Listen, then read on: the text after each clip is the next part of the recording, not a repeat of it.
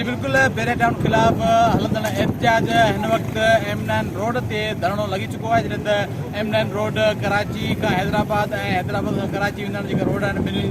ॿिन्ही पासनि खां जेको आहे सो धरणे सबबि बंदि थी विया आहिनि मुकमल तौर ते ट्रैफिक मुअतल आहे जंहिं त पुलिस पारां इहा कोशिशि कई पई वञे त जेके एहतजाज में जेके एहतजाज साइड ईंदड़ जेके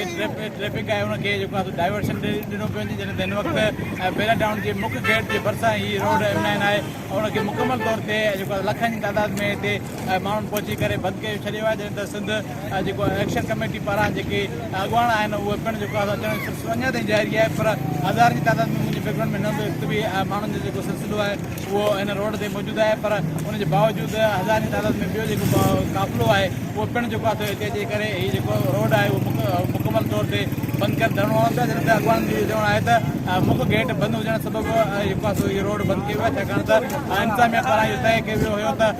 जेको मुख्य गेट आहे उहो बंदि न कयो वेंदो जंहिंखां पोइ उहो मुख्य गेट धरणो हणंदो पर मुख्य गेट बेरिया जी बंदि हुजण सबबि माण्हू जेके रोड ते अची विया आहिनि तंहिं करे रोड मुकमल तौर ते बंदि आहे।